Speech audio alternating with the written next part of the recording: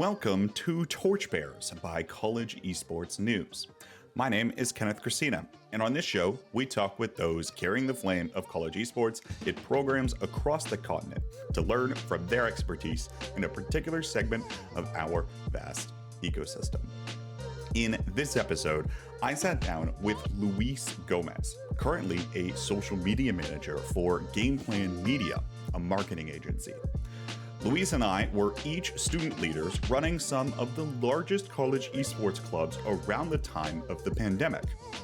While he and I graduated about the same time, we took very diverging paths as we decided to enter the workforce and the esports industry at large.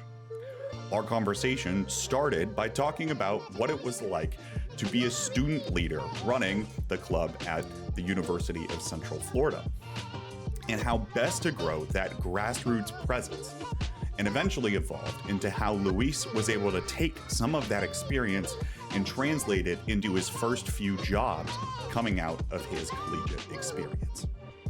The path into the industry is not a straightforward one, but by learning the stories of those that are making the trek now, we can get a better idea of how to make a map. Without further ado, here's my conversation with Luis. Luis, welcome to Torchbearers. Thank you, K-Bot. Should I call you Mr. Bot? I've heard it all at this point. One of my students calls me Mr. K-Bot on the daily. I don't know where he got that one from, but that's what he does. Whatever name it is, I go by many. First of all, I want to start, we ask everyone that comes on the show, what's top of your mind in terms of the first thing that you have to work on that's esports related?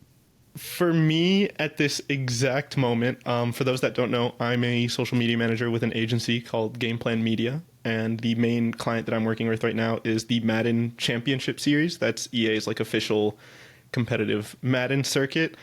And so right now, you caught me at a moment where my brain is just all trying to ideate content ideas for the next event.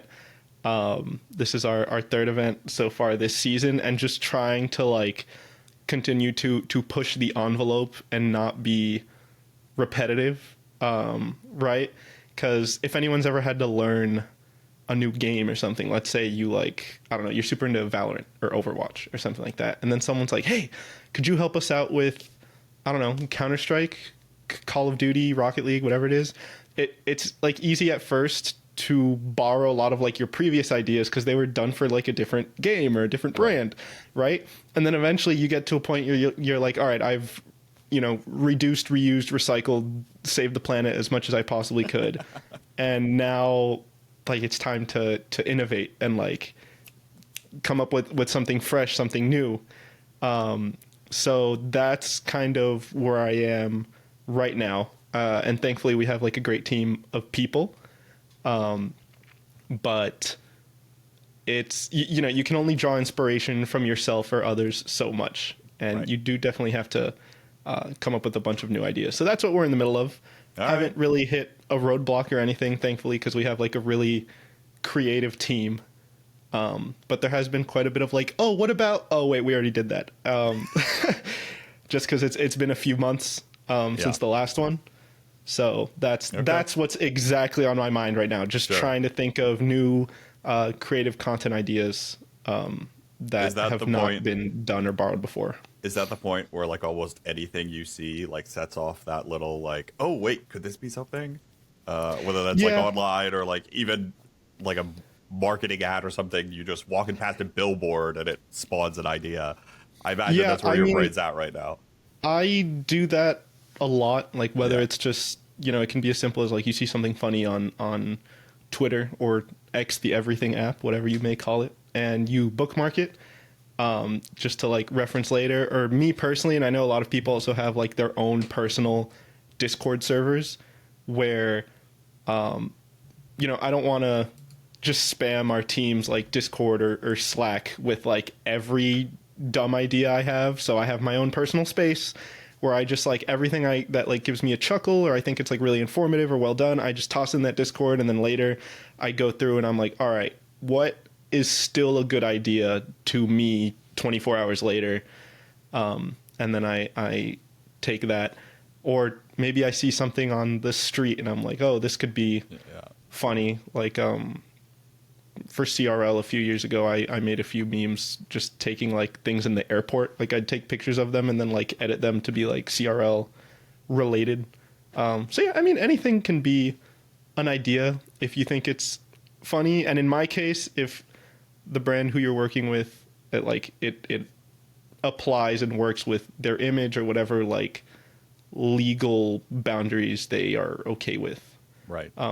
Because that's another thing. Like right now, I don't know if you've seen the free Ren drawing like meme that's been going around. I don't think where, I like, have. some dude posted like a really goofy drawing of free Ren on the free Ren subreddit, and then like the entire art community has been like recreating this angle and like supporting him as a new artist and stuff. And that's something that like I've seen like one or two brands do their take with like their own characters, but then some other brands might not be comfortable with that because free Ren is like a massive IP, you know? Right. So just keeping that all in mind. It's part of the job, you know. Sounds a lot of like a people lot. hear social media manager and they're like, "Oh, you make memes?" It's like, "Well, I make legal memes," right? Like it's not quite the same thing. And obviously that's an oversimplification. Like there's a lot other facets of the job. Right. Well, before we get into the job itself, let's go all the way back and start from the very beginning. First of all, how did you get into video games in the first place? And then as a follow-up, how did you get into competitive games and esports? Okay, video games is really easy. I had an older cousin who was super into gaming. I mean, even now, I think he's a game developer in like Texas. Cool. Yeah, that sounds about right.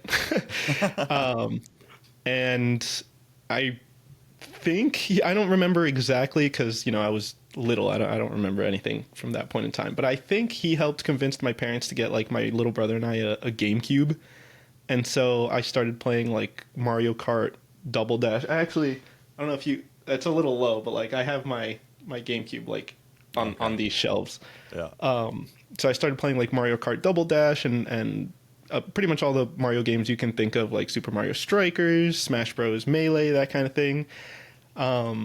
And playing with my little brother or like friends around the neighborhood. I don't want to sound like unk or anything, but it was still very, like, it was very common for me to just show up at a friend's house and be like, you want to play something, or the other way around. Which sounds a little crazy in 2025, but we would just be showing up at people's houses.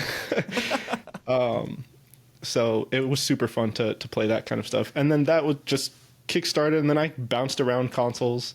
Like I played a little bit on PC for like Minecraft and some MMORPGs and other stuff. Shout out Club Penguin. Then like I had an Xbox 360, then a PS4, and then sometime after that I got a PC and have not looked back. Yeah. But yeah, that's pretty much the journey. I had an older cousin that that just put me on the video game track. So where was the introduction to competitive games? Competitive games, high school. For sure high school. I think in middle school I was aware of people like Optic Scumpy, but I didn't know what an Optic was or what a Scumpy was. I just knew he was really good at Call of Duty. Right. And I enjoyed watching him on YouTube, right? So I knew that, or like I knew about FaZe, but this is also when FaZe was more of like trick shotting, rather than esports and IRL streaming, I guess. So I was aware of those things, but didn't really know there was a competitive side, until high school, where I don't remember who, but some band friends, because I was a huge band kid. Okay. And they got me into CSGO. And so I think the first like esports tournament I ever watched was like 2015 MLG Columbus, which I don't know if you've followed CS much, but that's Not where a ton, but I've heard Columbus enough. Yeah, Luminosity won out. that, and they had a few like really pop off moments.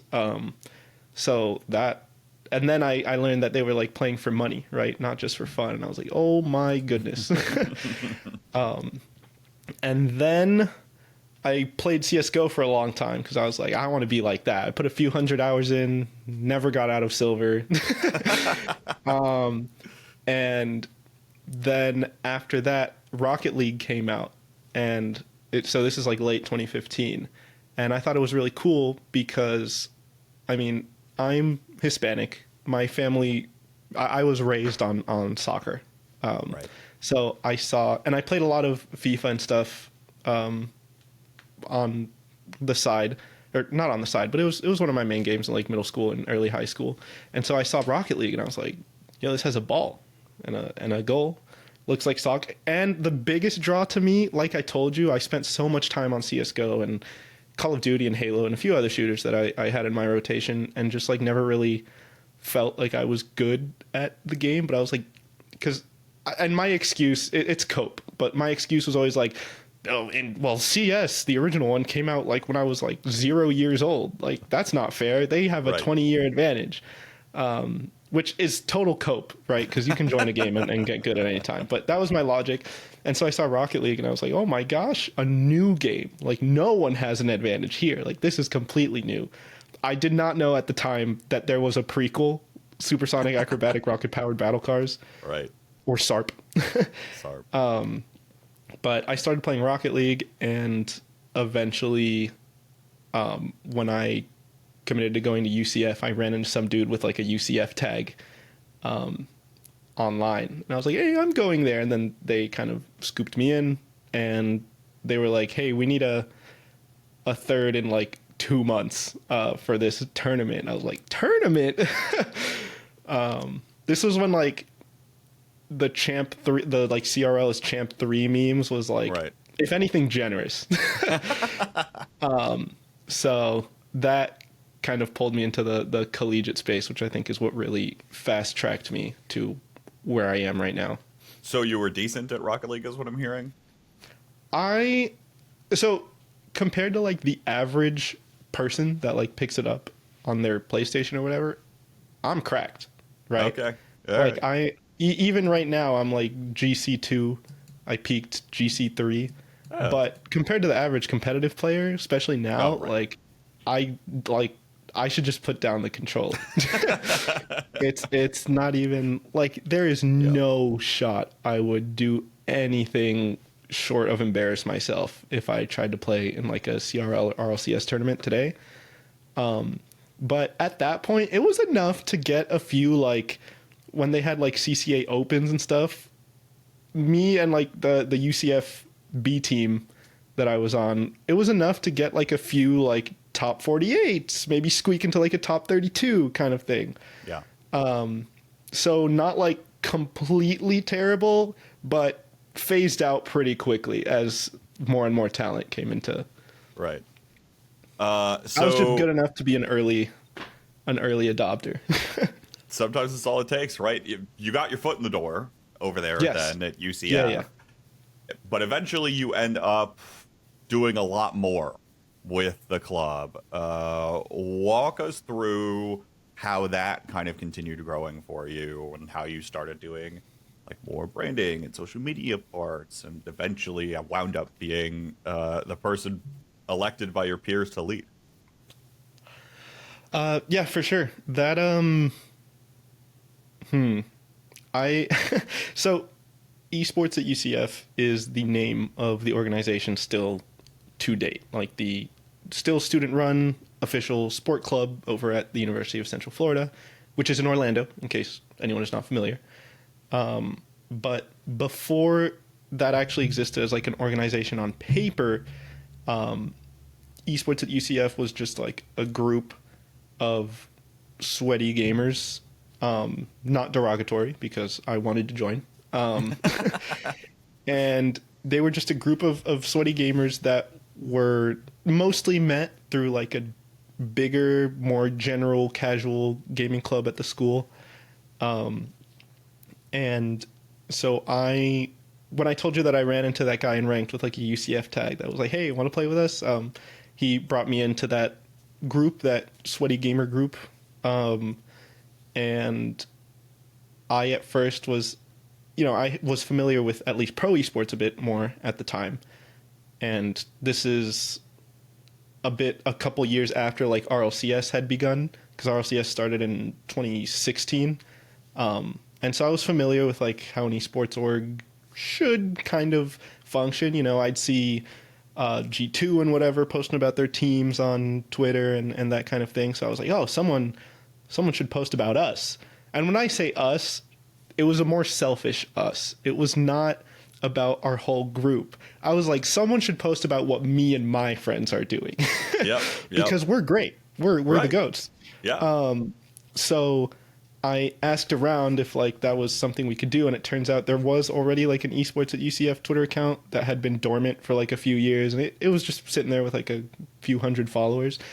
And someone for some reason trusted me enough, not someone, the student leader one of the student leaders of the Sweaty Gamer group, Esports at UCF, trusted me enough to manage that account, and she kind of gave me the reins, and I just started posting about our own stuff because that's what interested me. And then eventually, I don't remember if it was me who brought it up or someone else who was like, hey, there's other games and other teams, like, could we post about them too? And I was like, yeah, I guess that's fair. Yeah, we can do that. So then started doing that. And at first there's like no graphics or anything like that, just really simple stuff. And then eventually that just kind of grew, and the group grew and grew and grew until there were enough people that were like, yo, we should make our own organization, like on paper, not just Discord. Yeah. And so we did that. Me and 6 other UCF students, we co-founded Esports at UCF, asterisk, because the name and group already existed, but we co-founded it as like an organization on paper. Right. The actual student organization. Yeah, codified it, if you will. And then from there, like, we had a few really talented other people that I mentioned earlier that there were no graphics, where suddenly we had someone who knew what a Photoshop was, and they started helping out. And just other people that were like very talented or at least driven to do stuff like handle finances, do paperwork, go tell the school why we should exist and what the heck an esport is. And during the time, I just took up the mantle of marketing coordinator, because I was like, I guess that's what tweeting falls under. Something like that. And then from there, I started to be like, okay, now we actually exist. And not only do we exist, but we have to justify our existence continuously. If anyone's ever run a student organization, such as you or Sheridan have, I'm sure you're well familiar with it. But especially if you're going to ask money from anyone, whether it's the school or a sponsor, you need something to show. Like when they're like, okay, what kind of stuff do? You can't just tell them. You got to show that like you actually did thing, right? Like pics or it didn't happen, literally. Yeah. So I was like, okay, we got to document a lot of more things. So getting more serious about posting like where we're playing, who we're playing, what scores are, what events we're running, trying to recruit people so we can tell the school, like, look, we got this many students involved in whatever the heck. And so then suddenly, next thing you know, we had built out a marketing team, and we had like multiple graphic designers, social media managers, video editors, content managers, which of course none of us were professionals and weren't doing that full time either. Just, whenever you can after class. Like sometimes someone just like can't do anything for the club for like a week, but all good, bro. You got to study for your midterm or whatever the heck. Right. That's just how it was. But it turned out well enough, because we ended up seeing a bit of success, both competitively and like within our own school. It would get to the point where like people knew of the club, and we had stuff like hanging up in the student union, or we'd table around campus as much as possible. And we became a not tiny and inconspicuous presence on campus. So that was great. You got to make it sound like everything just built out naturally and people just accumulated, spawned out of thin air to start doing like more marketing stuff and were videographers and graphic designers. I mean, how do you go around convincing people, no, come on and do this, it'll be fun, we've got stories to tell, and we want you to help us tell those stories, but we can't pay you or anything. You're just doing this in your spare time as a college student when you've got enough else to worry about. Yeah, you're right. I did make it sound as if it just kind of naturally materialized. And while that's a little bit of what happened, because you could be totally unlucky and just like maybe nobody at your school gives a hoot about video games, right? Like if you went to maybe I don't know, like a school that's like super specifically specified for music or engineering, and you tried to start a football team, like you'd probably have a hard time, right? Thankfully, UCF, one of its biggest programs is like computer science. We're also very near EA's offices and just have a ludicrously large undergraduate student body. So we knew we'd be able to find someone for whatever we needed. It was just a matter of finding them. And that part did take a ton of work. And that's just from spamming socials. Well, not actually spamming because, you know, algorithm and all that, but posting as much as possible. Just on every platform we could, which included not only Twitter, Instagram, but also schools will sometimes have their own like portals for clubs to post about their events or like recruitment and whatever. So we made sure to utilize those as much as possible. And also just showing up like any possible tabling opportunity or anywhere we could shove posters or maybe like a tiny little graphic on a TV in the student union, even if it's just like 15 seconds per hour or whatever, just making sure we reached out to everywhere possible. Like wherever there were students or clubs being tabled, we wanted to be there and have a presence. So that was everything from tabling events to like, there was a sport club like dodgeball tournament once, and obviously you're like, who's gonna win, gamer club or like baseball club? Right? But like we signed up, whatever, have a presence. Right. We actually beat like a JROTC team, which was one of the like funniest things ever. But that just literally shoving your foot in like absolutely anything you possibly can. And on my end, as the marketing person, to get a bit more specific, what that looked like for me was if a different student leader or someone else found out that we could put stuff in like the student union, then it would come onto me to find out, you know, what aspect ratio that is and actually get something designed. So from my part, I eventually decided that I needed to know how to shop photos as well.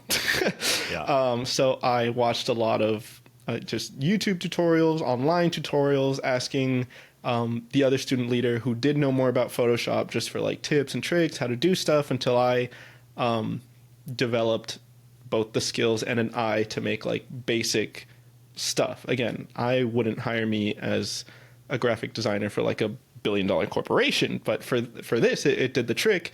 And learning, okay, when is like starting to kind of min max what we had already started doing. So, okay, we made a post about like, hey guys, join Gamer Club, join esports at UCF, whatever.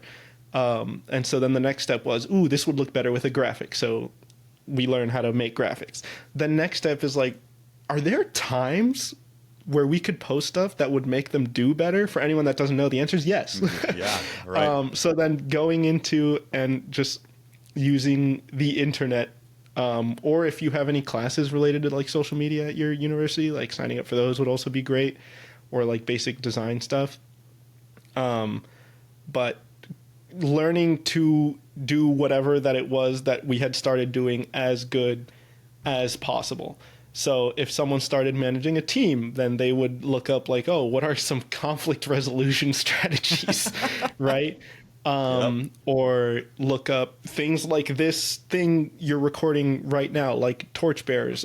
Look up a different interview with like other people in the industry. Like if you see, oh, we interviewed Portillo, who's the former social media guru for Cloud9. I'm like, oh, I gotta watch this. I gotta hear what he has to say. And just using every resource possible to try and better do what we were already doing. And then that helped put us in front of more people's eyes. And everything you can do, like merch is kind of obvious, but you know, if you don't have merch, maybe it's not obvious that you need it, but just having something with your logo to like constantly be, it's the same thing as like any giant corporation that's just constantly shoving their logo in your face. Like if you even just start wearing your esports I started wearing a hoodie that we made like to classes, and even that got like a few questions and an excuse to tell people about it, you know? Speaking of merch, there's no better way to support collegiate esports initiatives like CEN than by grabbing yourself some college esports news merch. Don't know what to get your favorite college esports loving friend or family member for the holidays? Check out our college esports news t-shirts, hoodies, or zip-ups. We've got unique designs that'll keep you warm this winter. You could also treat yourself to a really cool esports jersey, which you can customize with your own gamertag. All CEN merch orders do help support the initiative here at College Esports News to keep telling the important stories such as this one. Visit acquire.ca/CEN and use code CEN for 5% off your College Esports News merch order. Again, that's AKQUIRE.ca/CEN.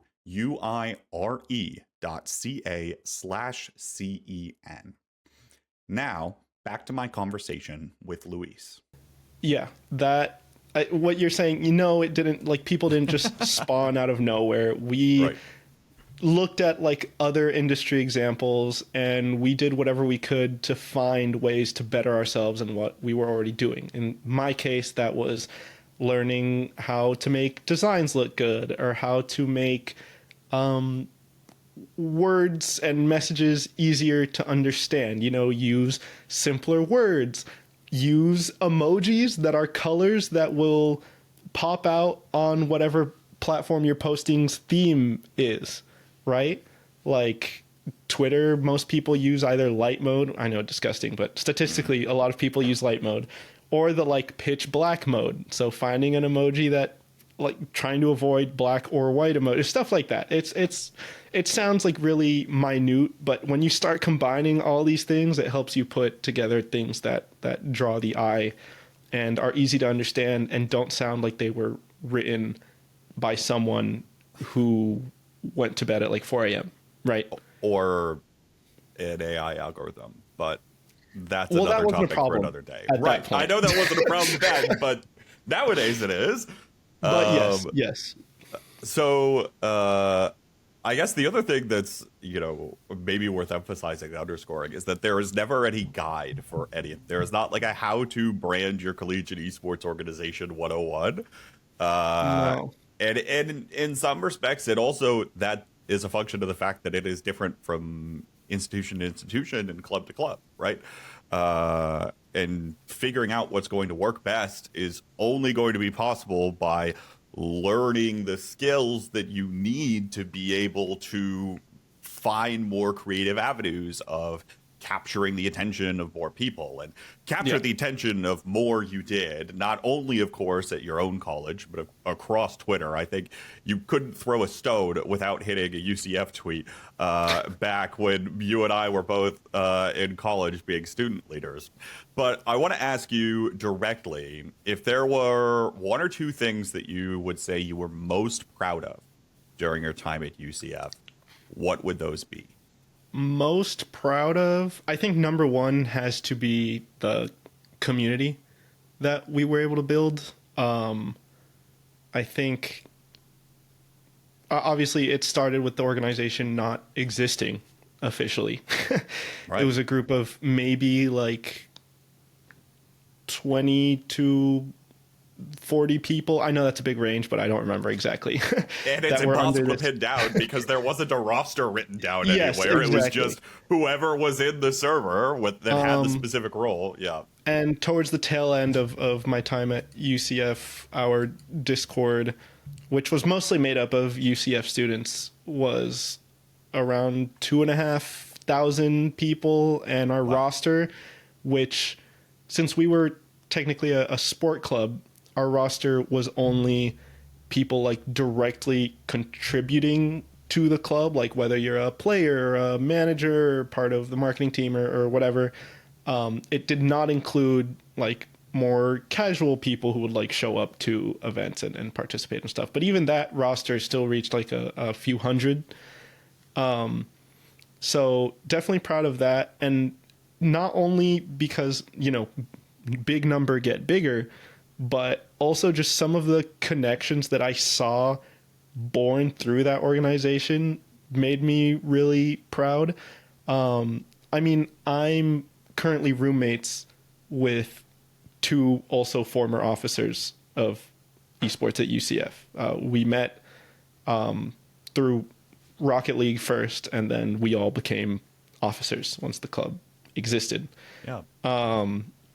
I'm actually later this year in December, I'm going to the wedding of someone I met through it's actually two people I met through esports at UCF. They met through esports at UCF. Wait, see, that's what I mean.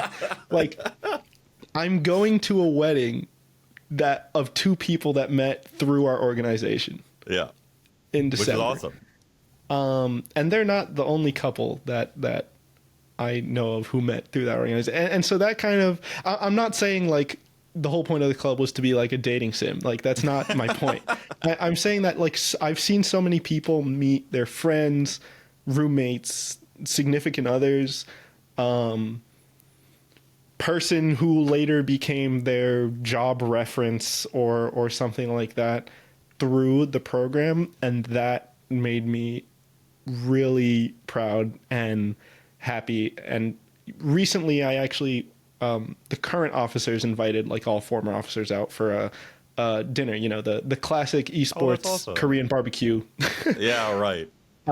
So we all went out to that, and like it was funny because the majority of them had maybe seen my name on Discord, but like they didn't know who I was and I didn't know who they were. But like to see them like reaping the benefit of stuff that either I did or like someone I worked with did was just really cool to see. Like, oh, this helped someone. They didn't have to start from zero. Yeah. So that's one. The community is definitely number one. And then two, I'll do a personal one for this, but like the amount of skills that I managed to build up like outside of formal education, right? Like I did manage to at least formally study a few bits and bobs here of design and whatnot, but things like there is no, at least at UCF, there was no OBS studio class. There's no Twitch class. There's no Fortnite class, right? Yep. And you could find like related skills, which I would try to find. Things like public speaking is something that I took because I'm thinking, okay, well, I'm a organization leader, and even if majority of the time I decide or I prefer not to be on camera, like I'd like to be able to communicate to people effectively, so let's sign up for this. And just any little things. But I am very proud of the amount of skills that I managed to build up, which later earned me like my first few paid opportunities, freelance, whatever. And I was able to say like, look, I made this on Photoshop. Yeah. Can you believe that?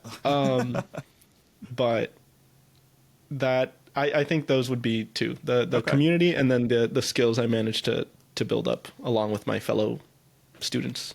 I know myself, after visiting a couple times, being able to see the growth of the students who have taken up the mantle, on the way down has been very rewarding. But you talk about the skills you develop, and I want to dive into that next. How were you able to land your first even freelance gig that is like a more professional esports kind of thing? Or maybe it wasn't even esports related at all, in terms of just social media and marketing.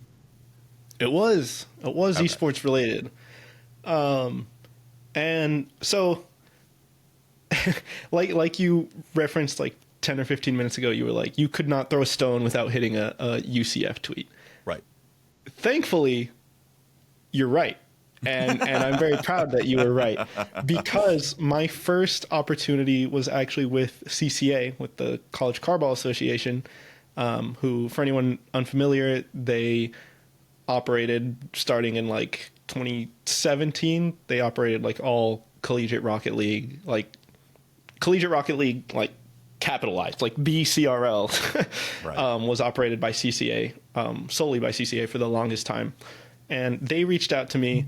Shout out Helmsy, Mr. Drew, wherever you are. He reached out to me at the time and was like, hey, I'm the social media manager for College Carball, and we have, I think it was like playoffs or something for like a fall season coming up, and I am not available.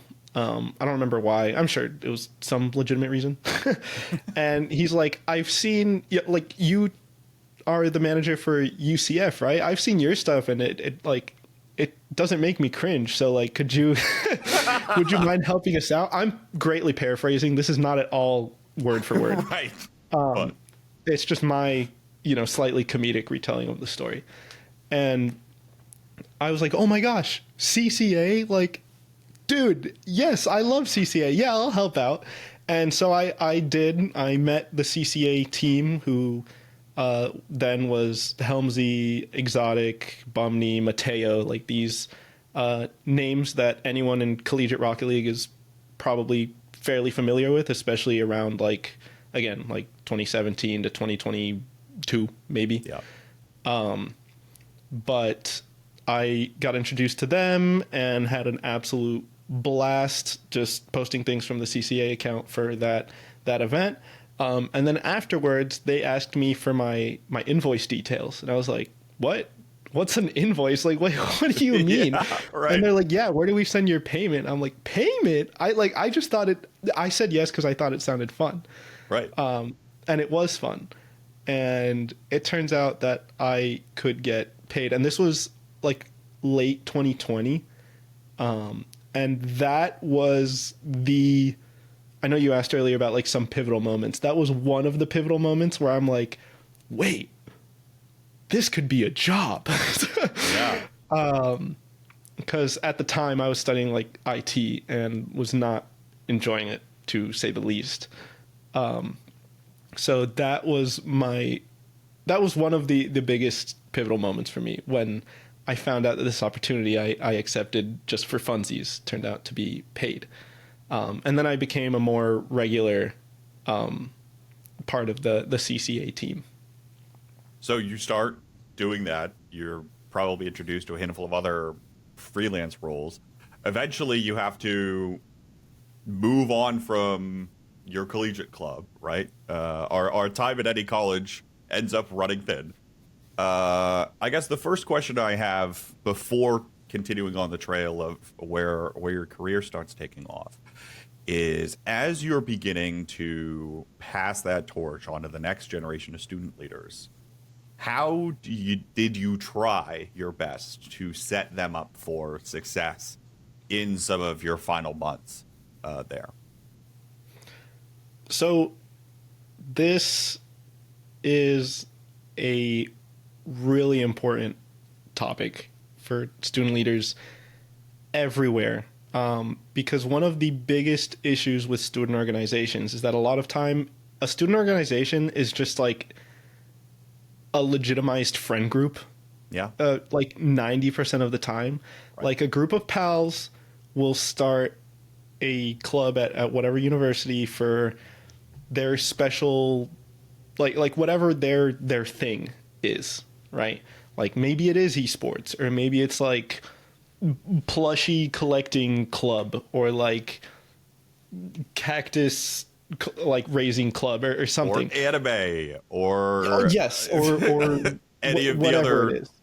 less specific things that are Like more broad and maybe all-encompassing. just a group of friends who are like really into fountain pens. They start like a fountain pen club because they're like, oh, how do we like, we want to be able to rent a room so we can hang out and like share our new pens. And to do that, you need to be a club. So they start a club, whatever. But then when those people are no longer at the school, the club just dies because they didn't have a plan besides we want to be able to rent rooms or reserve rooms or whatever. Right. So setting something up to continue requires you to kind of take an extra step, and something that fully fleshed out like official university esports programs have an advantage of is that they have at least one person, which would be like a director, head coach, whatever they call them, that is a constant, that is there to continue working on a vision, keep going, provide some direction. But if it's student run, then no matter what you do, there can't be a constant figure unless you have like a really involved club sponsor or something like that. But there won't be a constant figure. So your job is to try and keep that going. And the few ways that we came up with to do it, which, you know, I'm sure there are big corporations out there who figured this out much better than we did, but I had never passed on an organization before. So I was like, okay, well, what would I want? Maybe like a Google Doc or something. So that's where we started. We put together a Google Doc. Or we made a few Discord channels for like the next officers that were like resources, all our meeting notes from the past year. So if you ever need to, like, we don't expect you to read all of them, but if you're ever like, I wonder if this was spoken about, you can like, you know, Control F, search, whatever. And we left examples of like every form we had filled out regarding the school. So like any paperwork we needed to do for sport clubs or for UCF, we would leave like the PDF examples of how we filled it out and what it was done.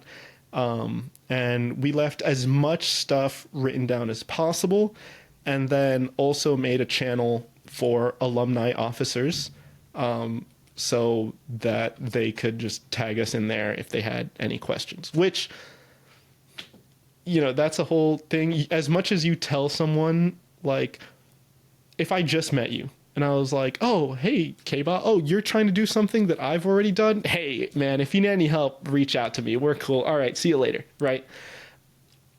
The odds that that person is going to reach out to you, unless they're like massively extroverted, is next to zero. They are not going to reach out. They're too shy, or they don't really know you, or they something like that is what I've run into here. Yeah. Esports players, if you've ever watched an esports broadcast and seen the average esports player or personality interviewed, there's some media training and general like speaking and extrovertedness that could be used there. What do you mean? I think everyone's perfect. So the next step, which is, you know, part of like this dinner I told you that was just the other day, and something I realized after a while of like, you know, the next generation of officers like reached out because they had been with me while I was there. So, you know, just 1 year below me, they were comfortable reaching out if they needed something. But then as time went on, the next ones were like less and less comfortable. So we've lately been trying to do like, I haven't been at UCF for 3 years at this point, but we're still trying to, you know, reach out every once in a while, at least so they've seen my face. They know I'm not just like some evil goblin, and they're comfortable reaching out. And since then, I have had a few finally like start reaching out and asking, even if it's personal help, right? Like how make resume or something like that. Yeah. It's fine. So yeah, that's how we tried to set them up, writing down as much as we could and making ourselves as accessible as possible. And then those are kind of like ongoing things. And the other one was we had like one last meeting with some faculty from UCF, like our club. I forget the exact name, but like when you make a club, Faculty advisor? member of faculty has to sign off. I think a sponsor. I don't remember exactly right. It probably varies institution. But yeah, our club faculty member, and then the head of sport clubs, which is what our club was under. We met with them with like the new officers, and we're like, hey, we're being replaced by these guys. You know, John, Kyle, John, Andrea, whatever. Just done introductions, and that is pretty much as we did. Could we have done more? For sure, but that is what we came up with as like inexperienced students. Well, it's worked out to some degree, right? It's the club hasn't fizzled out randomly, No, right? it There still are still exists, people. which is crazy. What do you mean it's crazy? How is that crazy? Well, like I said, That's just a lot a of testament to everything you've clubs- done. A lot of clubs just fizzle out, and That's like true. despite people's best efforts. And it's crazy to me, like each year, right? Like I poke my head in the Discord or whatever, and I'm like, oh my god, it still exists. Let's go. Like so yeah, no, it feels good. Feels good, man. That's awesome. So eventually you end up graduating, and you had set your sights at some point, as we left off, on, oh, I can make this a career somehow. Yeah. When do you feel like you were finally successful and like, I've made it? Like, this is my career now. I'm working in esports. This is just what I get to do.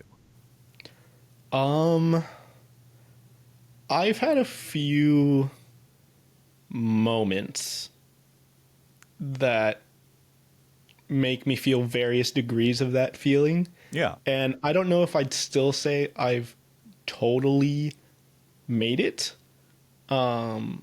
Just because, you know, every time you make it, then suddenly you have like a new goal, right? Like Yeah, right. something else another it to make. Yep. So at first was, well, like I said, that CCA role was a pivotal moment. I was like, money, this is crazy. So then fast forward from there, a few freelance opportunities and an internship. And then I think landing my first full-time role with eFuse, that back then was running Collegiate Rocket League, Collegiate Fortnite, College COD, and actually having my first, you know, full-time salary. Like that was crazy to me. Yeah. And I would always be like, I can't believe I'm getting paid to just tweet stuff, which, like, again, is a gross oversimplification. but it was just such a like crazy thing to say out loud. And from there, then I think the next I made it moment was like the first time I worked a live event. Then I was like, oh my gosh, I have like a badge. Like I have one of those badges that say staff on it, like, and it's real. Like I didn't make it, I didn't design it. DreamHack did or whatever. Right. So that was the next one. And then what would be the next? I think those are the two biggest, because from then on I've continued to build on that. I mean, this is a sort of make it moment in a way when you're like, someone wants my opinion? Like, Of course we do. Why wouldn't we? that sounded like Nardwar. We have to know. Yeah. That like there are so many like smaller, like various degrees of made it moments. Like I guess firsts, like anytime it's my first time doing something, like, oh, the first time I left the country for a work thing, I was like, yo, this is crazy. But anytime something happens, something good happens for a first time, it is to me an I made it just like a step further moment, right? Yeah, sure. So you mentioned now you manage social media for like on behalf of a couple of different organizations. Yeah. I guess in this kind of role, what would you say your expectations heading into your current role were? And did you feel like the experience that you had built up over, or like stemming back from your collegiate experience, were able to successfully prepare you for the position? For my current role, no. I would not have been able to step into this role straight out of my experience just at UCF. Sure. But that experience is what got me that first role, and then that ultimately led to this. So in a way, maybe.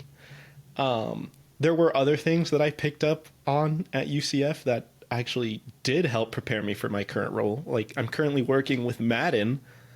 I learned football at UCF. Like I said, I grew up on football. Right. Right?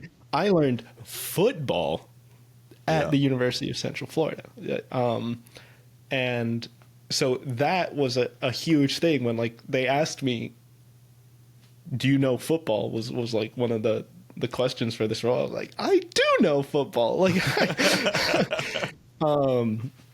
so there are always like random things that you might not think help, but do. So I don't think that just my time at UCF fully prepared me for the role I'm currently in. But, and unless you are going to a role that's almost exactly what you were previously doing at a previous role, I don't know if any role will ever fully prepare you for the next role. Sure.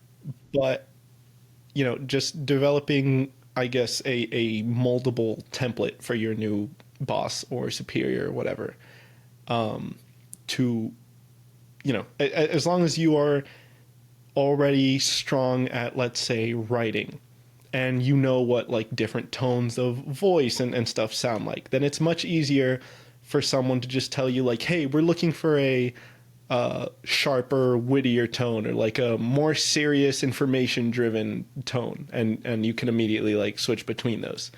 Even if you've only ever worked on glorified meme accounts, if you know how to switch to a serious tone, right? Like that helps. So that was something.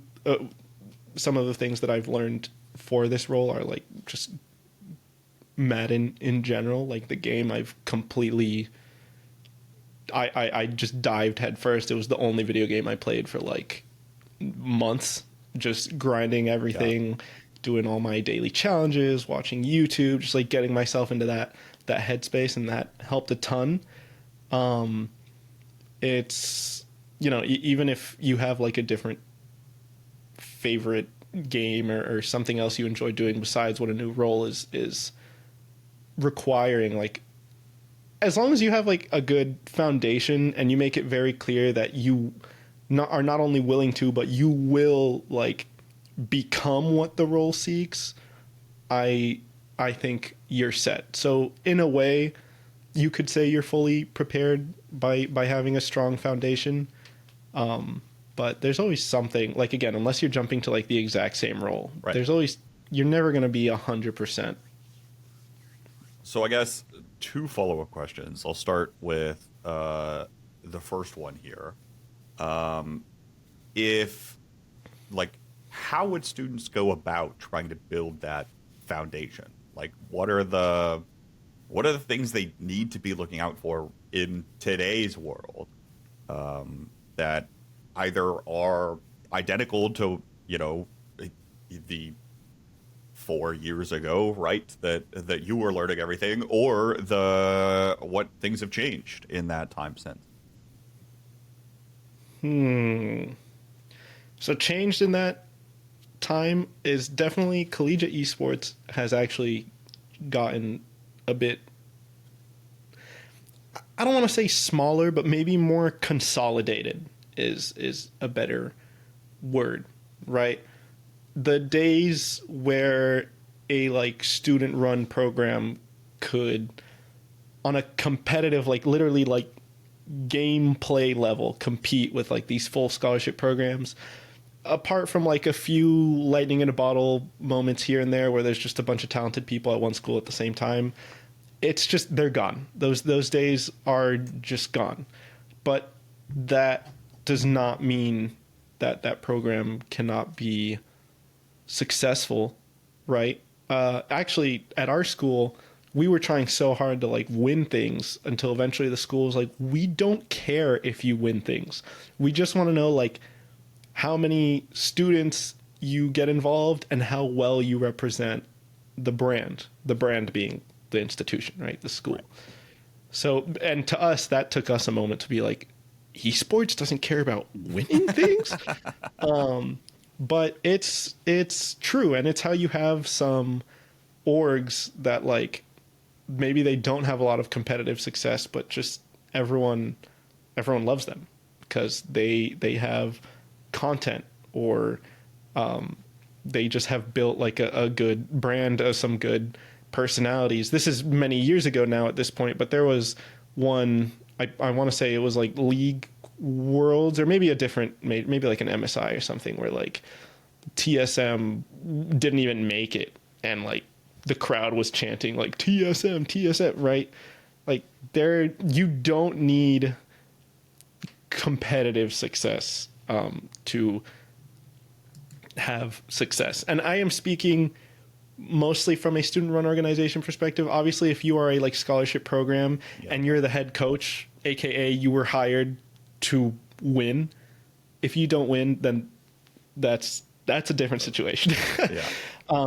But from our POV, just like building up skills and trying to represent something well was what was kind of the ticket. So if you're trying to be a pro player, get as good as possible, have as little controversy as possible on social media, don't say stupid things, and if you can't say stupid things, just don't say them. Like just stop saying things at all. Like if you can't not have a controversial tweet, just stop tweeting. Just stop. But then, that's probably the simplest one is like, be really good. Don't be a garbage person. Right. But then for these other roles, like if you want to get into broadcasting, social media, leadership, like people management, it's a bit more difficult. So probably the most difficult step is what the heck do you want to do? In my case, like I stumbled upon it completely by accident. Like social media was fun. And then at some point I did something and someone paid me and I was like, oh my gosh. So first step is familiarize yourself with what roles even exist. So like know all your options, right? Easy ways to do this is go to some like bigger company in the industry, maybe like an Epic Games or Riot or like a big org, maybe like a Cloud9 or G2, go to their, or like a Dignitas, go to their career pages. Like all of these places have official career pages, or maybe even if you want, just go on LinkedIn if it's easier and like look at what job openings they have. It might take you a while to scroll through everything but just go through and you might see a title, you might see titles that you're like, what even is this? Like a role you didn't know exist. And it turns out it's something that sounds like really fun to you or whatever. But my point is just look through all of these things, find something that you actually want to do. And then once you have like a position that you want, start working towards it. Find out like what the heck that position does. Like, let's say I rewind time and I had followed my own advice instead of just stumbling upon it accidentally. I had gone and looked up and be like, whoa, social media manager is the thing people hire. This is cool. What do I have to do for this? And you look at the skills and it's like be able to go actually look at job listings. Like, Yeah. go on LinkedIn. It doesn't even have to be in esports. Like, once you know that Cloud9 needs social media managers or graphic designers, you can just look up graphic designer on LinkedIn and just look at listings, no matter what company it's for, because it's a lot more. There's a lot of transferable skills there, and see what they need, and then see how you can develop that yourself. And once you have like enough to at least contribute to something, even if it's just a club of like 5 people, or whatever your school minimum is, then go seek out that club and be like, hey, do you mind if I like make graphics for us or something? I want to practice. Like, I at least know how to use this. And like, if you go to a club that like doesn't have a graphic designer already, or maybe your friend is making stupid YouTube videos and they have a channel with like 20 subscribers, and you're like, hey, can I make you thumbnails? Like, if you're offering free labor, obviously it's a bit like of a privilege to be able to offer that in the first place. But especially if you're starting out and you want practice, like, that's a great way. Just find somewhere where you can put what you're making out there, and just start doing, right? Yeah. That's a big thing that, like, a lot of people try and get super good at something before they even start. Like, it's much better to just post your first YouTube video, even if it's just like a selfie phone recording, than like spend forever studying how to make the perfect YouTube video, and then you're like, okay, I need a budget of $100,000, accrue. Like, just post something, dude. Just make something. Just get it out there. Put it anywhere. Yes, exactly. And start working towards that goal that you set for yourself, that position. And then next thing you know, you have a resume. And even if your resume was like, I made graphics for this group of 10 people, if they're good and it was like legitimately published and stuff, that still works. As Luis has discussed, it's crucial for students to gain experience and build their portfolios prior to entering the job market. And right here at College Esports News is the place to do it. You can gain real experience working on really cool content. For example, you can star in our videos as on-camera talent, or put together the final edited video that'll go live on our social media pages. With CEN, you can showcase your work, collaborate with an incredibly skilled team, and gain hands-on experience, all with a flexible time commitment. If this sounds at all interesting to you, or you want to share this opportunity with students or someone else you know, head on down to the link in the description to learn more. Additionally, since our launch in 2022, College Esports News has been primarily volunteer run. We've been able to create over 300 pieces of content across graphics, videos, and written articles for you all to enjoy. In addition to the call for help for volunteers, we're also still fundraising for the 2025-2026 year, and every dollar, share, and kind word makes a world of a difference. You can go to paypal.me/collegenews to tip now. Thanks again for your consideration and your support. Now, back to my conversation with Luis. So the next part of that, as we wind down towards the end here, and the last maybe substantial thing I want to ask you is, when you are trying to prepare yourself for, getting that resume up, making sure you meet a certain job's qualifications, how do you know when you're prepared to send in that application, or to maybe, even if you're bold, fire off that cold email, right? How do you know when you're ready to present yourself and present your services when you do maybe feel like you've got some basic background? I would say you don't necessarily have to be ready. And what I mean by that is, sometimes you'll see a job listing go up and you're like, oh, shoot, I don't have my, like, this has happened to me multiple times where I'll see a job listing go up and I'm like, oh, this is perfect. I would do anything to have this position. Oh my gosh, I need the perfect application. And then I put my everything into like redoing my personal website, my portfolio, my resume to be like the best as I can. I'm like, okay, whew, finally ready. All right, let's submit this. Where's that link again? No longer receiving applications. Right? Yep. So even like, would you rather be ready and like when it's too late, or just send in like what you have without being ready enough? Now, obviously, if I were like the perfect job seeker, I wouldn't have had to update my stuff. It would have already been updated because I would be, you know, super responsible adult and like constantly updating it with everything I'm doing. But that's just not the reality of what I or most people do. We do not, most people, at least in my experience, do not have all their stuff completely up to date unless they are actively applying, right? Right. So something you can do in advance is go get examples. If you know anyone that works in the industry, or even better, like exactly the kind of position you want, ask if you can see their resume. Or even if you aren't even comfortable reaching out to them, just look at their LinkedIn and look at how they list their experiences and how they've done it. Because LinkedIn is also a very popular site for this kind of stuff. So modeling your profile after the profile of someone successful, maybe that's something you want to do. But asking for examples from someone as relevant as can be. So if you want to be a social media manager in esports, ask a social media manager in esports if you can see their resume and cover letter.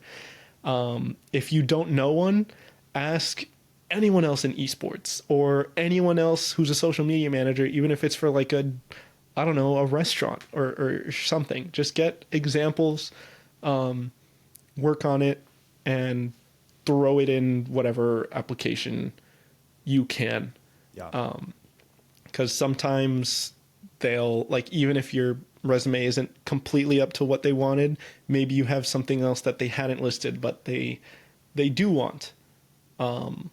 Like maybe you speak a different language, or maybe you just live somewhere that's like really convenient for them even though they hadn't said anything. Like maybe, let's say you live in like, I don't know, Michigan, and you apply to a company in California, but they're like, oh, we haven't announced this yet, but we're actually going to have an event in Michigan in like a couple months. We could really use someone that like travel wouldn't be expensive for.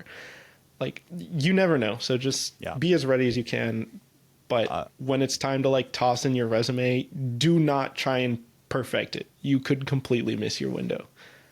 That's the other piece of advice that I would have too, is, it's not your decision whether or not you're ready for the job.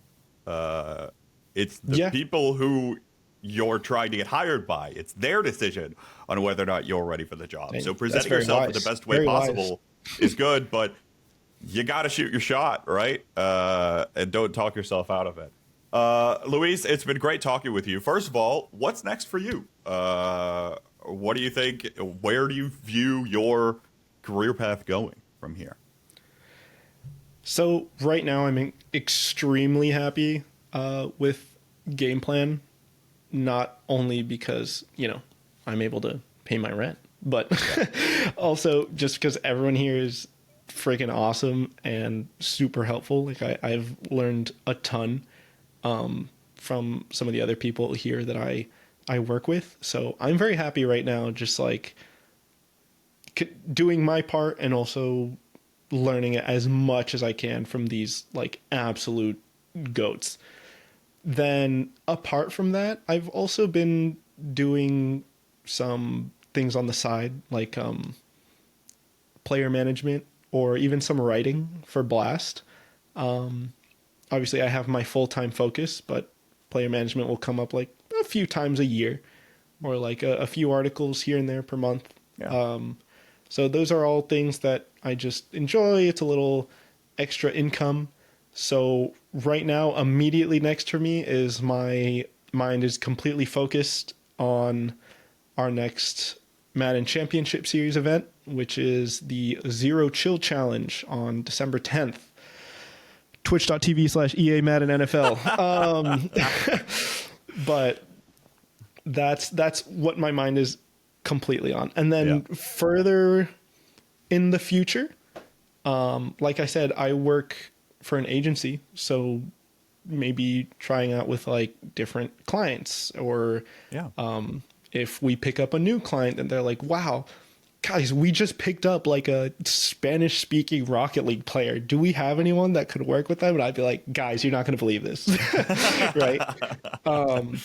So directly next for me is that next Madden Championship Series event. And further than that, we'll see. We'll see what new clients we take on. We'll see if Esports at UCF reaches out to me or any of my friends for something else. Yeah. We'll see if I get contacted for some player management gig in Antarctica or something. Like who knows? Who knows? But yeah, Madden first is what's on my mind right now. All right. Well, the last question that we ask everybody is, if you could snap your fingers to change one thing about the collegiate esports landscape as a whole, what would it be? Oh. That's a big I mean, one. if I could just snap my fingers and like force something to change, then I'd just force like every university with the available budget to like start a proper program, right? But I feel like that's unrealistic, and that's like me too, but then like nothing would actually happen, right? Yeah. But if I could give like a smaller thing, it would just be to get involved. I would just like to see any esports program just try and do their best to like be heard of. So for example, if there are accounts like Collegiate Esports News, or even, you know, some of these leagues like College Carball or College COD, or even that, I forget the exact but have you seen that like College Esports Beef account? Yes. You know what I'm talking about? Yeah. Like, just be around. Like, if your school plays COD, right, and you didn't qualify for College COD, you can still, and this is a very like social media manager pilled take, but you can still just reply to posts from College COD. Like, make them know you exist, right? Get in front of people's faces. Who knows? Maybe someone that lives in your state, like a high school kid that lives in your state, will see you reply to that College COD post and be like, wait, there's a school in my state that plays College COD. Like, just do anything. Just do anything to put yourself out there. Attend local LANs wearing your school merch. Reply to things, even if it's not from your club account. If you have in your bio like, hey, I play for this university, just put yourself out there. Reply to things. So if I could snap my fingers and change something, it'd be, I want everyone to just try and make themselves seen. A branding and visibility suggestion from a social media manager. Yeah, Who could have seen that one I coming? Crazy. Well, it wasn't the first thing I said, but yeah, that's my realistic one. Luis, been fantastic to talk to you. Do you have any other closing thoughts or shout outs you want to give? Not really any closing thoughts, but I can give some shout outs. I would be remiss if I did not thank everyone who has helped me get as far as I've gotten. Like I said, I did not actually graduate from my university when I was supposed to, right? It was like quietly handled later. But even then, like, my first full-time role was still like, oh yeah, that's fine. Like, you're still the candidate we want, kind of thing. So super helpful there. The fellow students that like co-founded Esports at UCF with me, literally half of what we talked about today wouldn't exist without them. My current boss, who brought me into this role, couldn't have done anything without them. The freelance roles that kept me going in between jobs and stuff, like, literally just, if you have positively contributed to my journey at all, like, thank you so much. And final shout out would be, well, I already shouted out the Madden stuff, so that's covered. So final one would just be you guys. Obviously, like, Sheridan founded College Esports News by herself and or with like a very tiny group not even that long ago, just like a few years ago. And I personally really want to see this grow and continue to be a bigger thing. And trust me, working in the esports industry, I know budgets are not always like what you wish they'd be. But holy heck, like I don't think people understand how thankful they should be for you guys or like anyone else who's putting out content, like whether there is a massive budget behind them or not. Just like you're doing exactly what I spoke about earlier, just like getting the scene seen. That's what we want to do here. Awesome. Is tell the untold stories. Thanks so much, Luis. Yeah, appreciate you. You just listened to Torchbearers by College Esports News. Thanks so much again to our guest, Luis Gomez, for joining us on this episode. As always, I was your host, Kenneth Crisina. Tom Screech collaborated as a writer on this episode. V. Tran is our editor. Sheridan Shea helped record this episode, and Derek Santiago is creative director of CEN. Be sure to follow CEN on X, TikTok, YouTube, and Instagram to stay up to date on all things college esports, and check out our website at collegeesportsnews.org. If you liked this episode, please engage with it on social media. And if you want to support us even more, you can visit our merch store at acquire.ca/CEN or give a tip at paypal.me/collegeenews. Thanks again for listening, and keep carrying the flame.